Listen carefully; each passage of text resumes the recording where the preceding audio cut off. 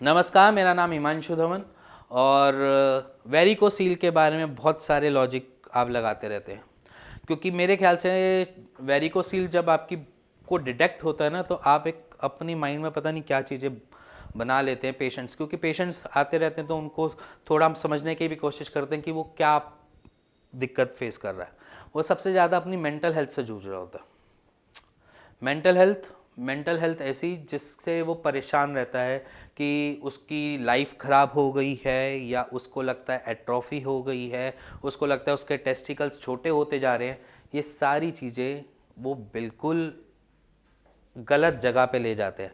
अगर आपने गूगल से पढ़ा है, अगर आपको किसी डॉक्टर ने या मेरे जैसे किसी यूट्यूबर ने आपको ये बोल दिया है कि अगर वेरिकोसील हो गया तो आपकी लाइफ तबाह हो जाएगी, तो आप बिल्कुल मत यकीन करना, क्योंकि जब तक आपकी स्कैन में कुछ नहीं आ रहा तब तक आपकी लाइफ भी तबाह नहीं हुई।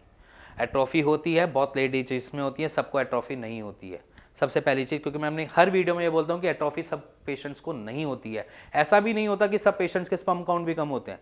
ऐसे कितने लोग होंगे जो बुढ़ापे में जाकर पता चला होगा कि वेरिकोसील है भैया, उससे पहले कितने टाइम से वो वेरिकोसील को लेकर चल रहे होंगे। गुप्त अंग है, गुप्त अंग को रोज रोज तो कोई देखता नहीं है, ठीक है। हम किसी और के गुप्त अंग देखकर अपने से कंपटीशन लगा लें कि हाँ उसका गुप्त अंग तो ऐसा था, मेरा गुप्त अंग ऐसा है। ये सारे इनलॉजिकल पैटर्न्स होते हैं। अपने माइंड में से ये सारी चीज़ें निकाल दो पहले तो। वेरिकोसील से घबराने की जरूरत नहीं है, एक नॉर्मल सा डिसऑर्डर है, और उस डिसऑर्डर से आपको कुछ कॉम्प्लिकेशंस हो सकते हैं, इससे ज़्यादा और कुछ नहीं। और कॉम्प्लिकेशंस के ऊपर भी काम किया जा सकता है। हाँ, जहाँ पर कॉम्प्लिकेशंस पे काम हमारे बस की नहीं हो, जहाँ पर आयुर्वेद या होम्योपैथ सफल ना हो, वहाँ पर आपके पास सर्जरी एक ऑप्शन हमेशा ही बना हुआ है। तो उससे घबराएं ना, और ना उससे डरे, ना उसके से परेशान हुए। वो सिंपल सी बात है कि आपके सामने अगर वेरिकोसील का पेशेंट है, अब जैसे आपके सामने मैं फैक्ट्स ही रख देता हूँ। अभी एक पेशेंट आए थे हमारे पास, तो उनका 3rd ग्रेड वेरिकोसील था, जो आज की डेट में 3 महीने बाद उन्होंने प्योरली क्योर कर लिया उस।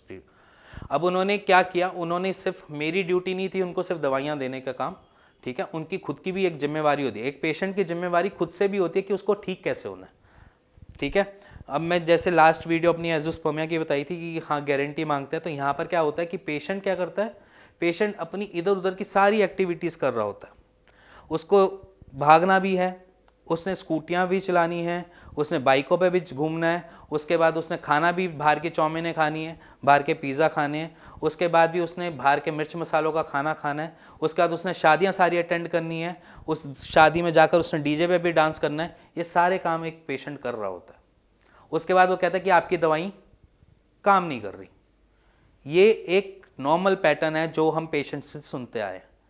अगर वो ये चीज़ें छोड़ देता है तो उसको रेस्ट मिलता है। मैं अपने हर ट्रीटमेंट में यही तो बोलता हूँ कि हम आपकी वेरिकोसील को सिर्फ कोशिश कर रहे हैं कि आपकी इंटरनल बॉडी उसको हील कर पाए। हम क्या कर रहे हैं, आपके अंदर जो मेडिकेशन डाल रहे हैं वो सिर्फ आपकी खुद से हीलिंग पावर को बढ़ा देती है कि जिससे वो जल्दी हील हो पाए। हमारी बॉडी का एक फिनोमिना है, कुछ भी डिसऑर्डर होता है ना, वो खुद से कोशिश करती है उसको रिपेयर करने में। हम बस उसी को ही एनरिच कर रहे हैं, उसको एनहेंस कर रहे हैं कि वो उससे खुद से ही वो ठीक कर सके।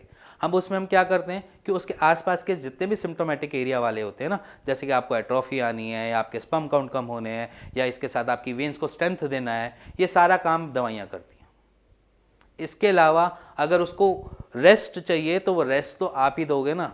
अगर मैं यहाँ पर बोलूँ कि आप आराम से वॉक कर सकते हैं, अपने डे टू डे के रूटीन के काम थोड़े बहुत कर सकते हैं, ज़्यादा वेट मत उठाए।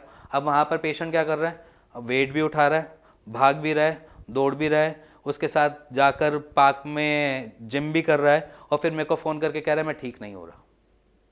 तो वहाँ पर हम नहीं गलत होते, वहाँ पर पेशेंट गलत हो जाता है।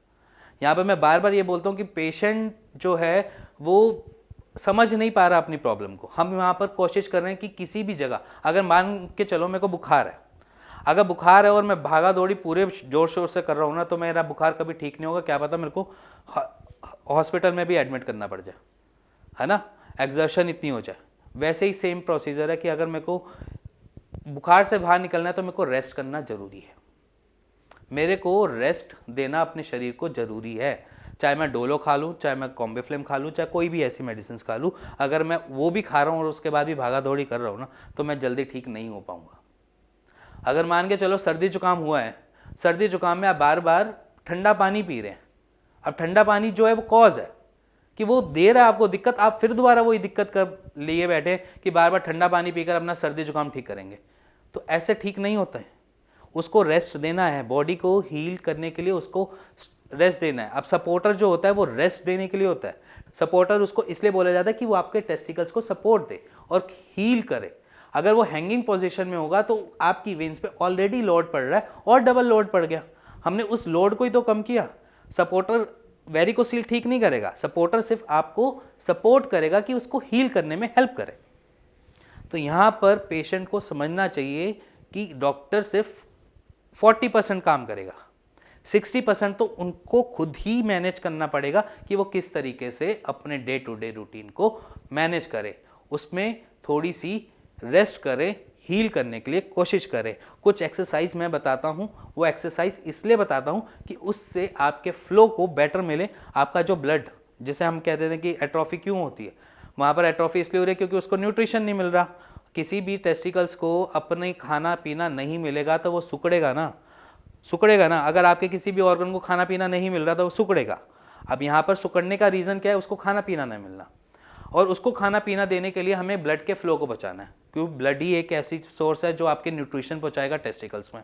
अब ब्लड के फ्लो को बढ़ाना है तो हमने क्या करना है कि टेस्टिकल्स की तरफ ब्लड के फ्लो को बढ़ाओ।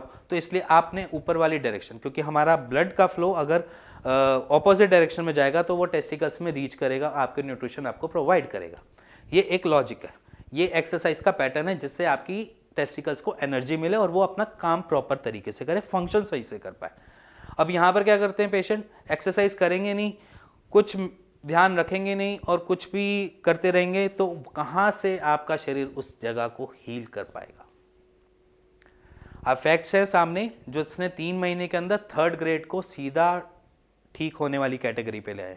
यहाँ पर हमने कुछ नहीं किया, हमने सिर्फ एक मेडिसिन का जोर लगाया। और अगर आपको ये वीडियो समझ आई हो वेरिकोसील के रिगार्डिंग, आपके सामने फैक्ट्स जो समझ आए हो आपको, तो please like share bell icon दबा दीजिएगा। और इसके साथ साथ अगर आपको कुछ भी लगता है ना, वेरिकोसील है, ग्रानुलोमा है, ऐसी कोई भी ट्रबल लग रही है, आपकी रिपोर्ट शो कर रही है, तो आप बेचिंतित होकर नीचे दिए हुए नंबर पे मेरे को व्हाट्सएप कर सकते हैं, मेरे से बात कर सकते हैं, मेरी टीम से बात कर सकते हैं, और इसके साथ साथ अपने उस प्रॉब्लम का सॉल्यूशन भी ले सकते हैं।